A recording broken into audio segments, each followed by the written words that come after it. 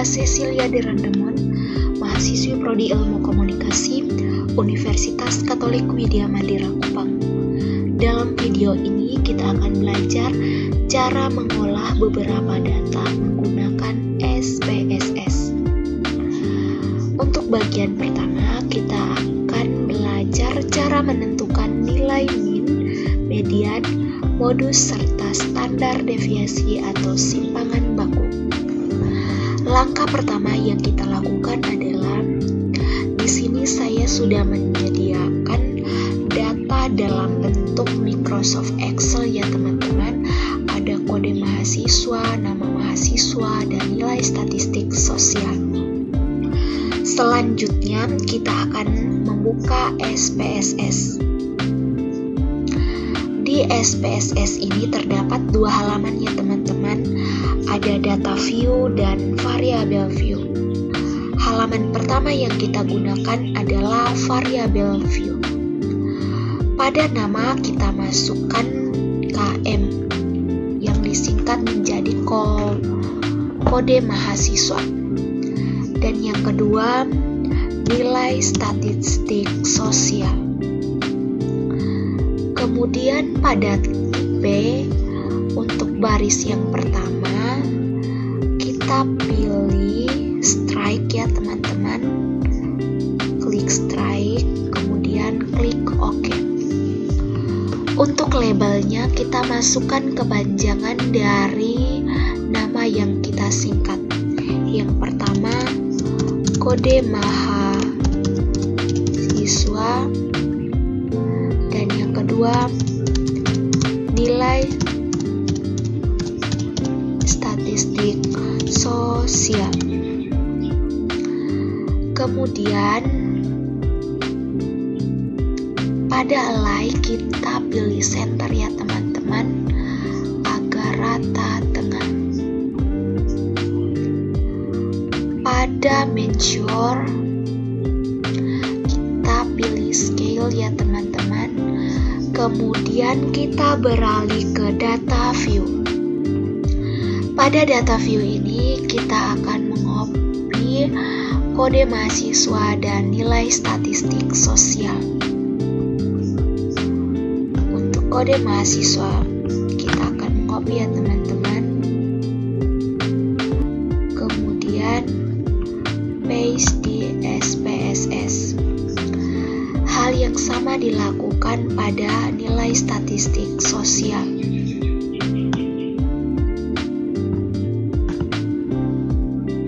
Copy, kemudian paste. Selanjutnya kita akan memilih menu analyze. Pilih deskripsi statistik, kemudian frekuensi. Kemudian untuk variabelnya kita pindahkan nilai statistik sosial. Kemudian pilih statistik. Kemudian kita akan centang min, median, modus, serta standar deviasi. Setelah selesai dicentang, kita akan klik continue, klik OK.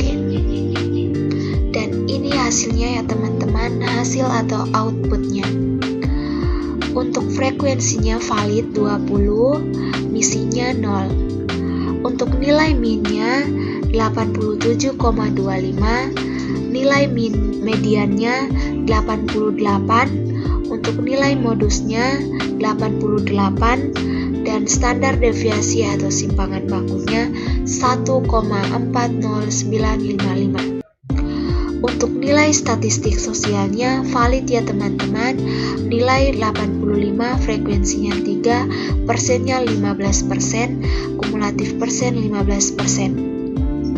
Untuk nilai 86, frekuensinya 4, persennya 20, kumulatif persen 35. Untuk nilai 87%, 87, frekuensinya 2, persennya 10, kumulatif persennya 45. Untuk nilai 88, frekuensinya 7, persennya 35, kumulatif persen 80. Untuk nilai 89, frekuensinya 4, persennya 20, dan kumulatif persennya 100%. Dan inilah dia cara menentukan nilai min, median, modus, serta standar deviasi menggunakan SPSS. Selanjutnya pada bagian kedua kita akan belajar uji homogenitas. Langkah pertama, di sini saya sudah menyediakan data dalam bentuk Microsoft Excel, yaitu data hasil belajar statistik sosial di mana terdapat nilai kelas A, kode kelas A, nilai kelas B, dan kode kelas B.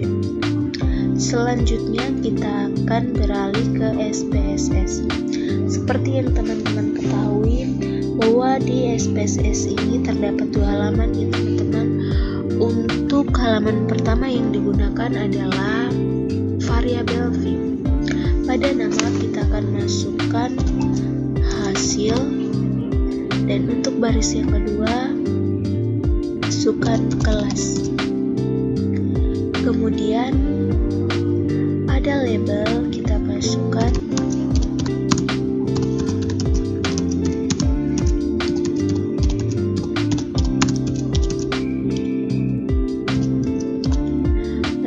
hasil belajar statistik dan sosial, dan pada baris yang kedua kita masukkan kelas siswa. Selanjutnya pada line kita pilih center agar rata tengah ya teman-teman. Selanjutnya kita beralih ke data view. Pada data view ini kita akan mengcopy nilai kelas A, kelas B, dan kode kelas A dan kelas B.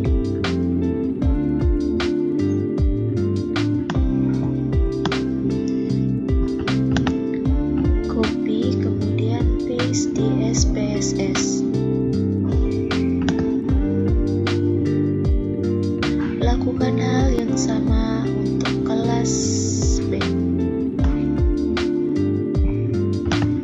Copy kemudian paste.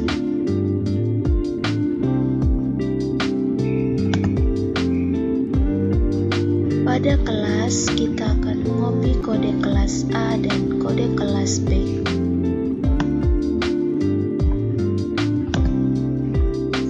Copy kemudian paste di SPSS.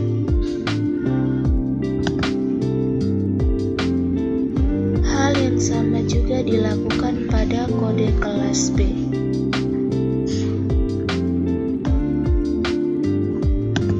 Copy kemudian paste.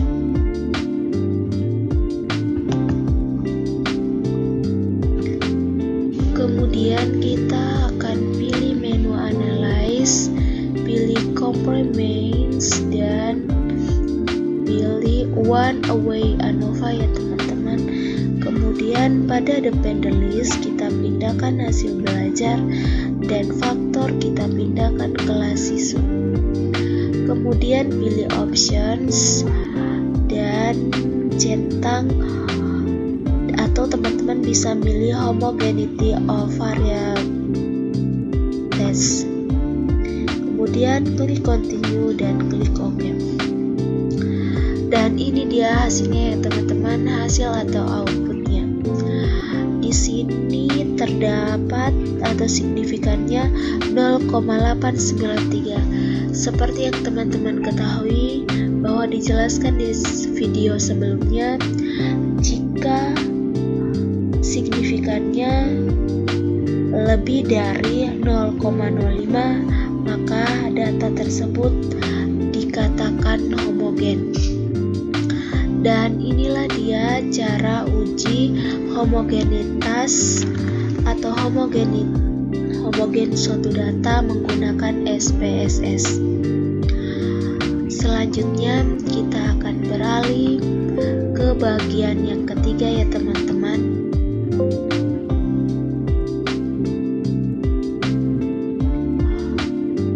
Untuk bagian yang ketiga, kita akan belajar cara uji chi-square.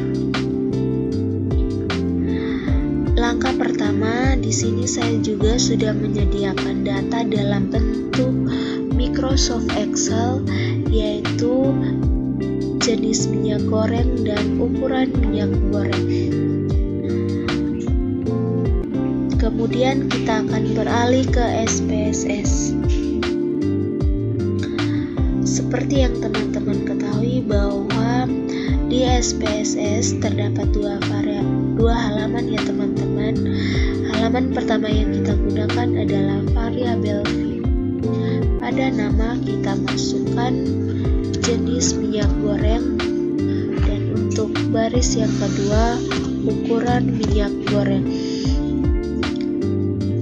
Pada tipe untuk baris pertama kita pilih strike ya teman-teman. Oke. Untuk labelnya kita masukkan jenis minyak goreng dan ukuran minyak goreng. Kemudian untuk jenis minyak goreng, satu labelnya Bimoli, dua labelnya Lovina, oke. Kemudian pada ukuran minyak goreng, satu labelnya besar, dua labelnya sedang,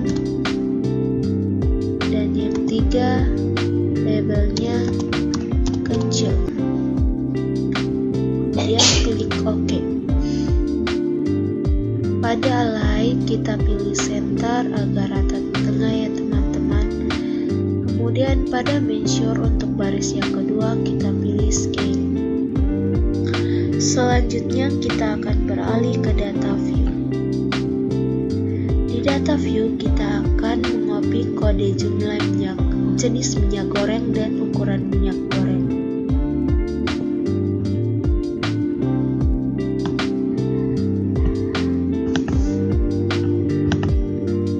Copy kemudian paste di SPSS.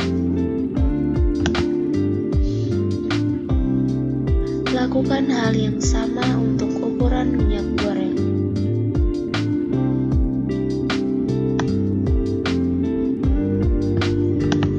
Copy, kemudian paste. Selanjutnya kita akan memilih menu analyze, deskripsi statistik, kemudian cross tabs, dan pada bagian row-nya kita pindahkan jenis minyak goreng, dan kolom kita pindahkan ukuran minyak goreng.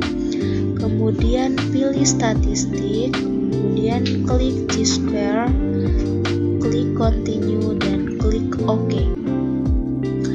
Dan ini dia hasil atau outputnya ya teman-teman. Di sini hasil atau output dari uji chi-square-nya adalah 0,240. Sesuai dengan dasar pengambilan keputusannya, jika asumsinya lebih besar dari 0,05, maka data tersebut dikatakan tidak dapat berhubungan yang signifikan. Jadi, data yang kita olah kali ini, hasilnya atau outputnya tidak terdapat hubungan yang signifikan. Dan inilah cara yang digunakan untuk uji chi-square menggunakan SPSS. Sekian dari saya, terima kasih.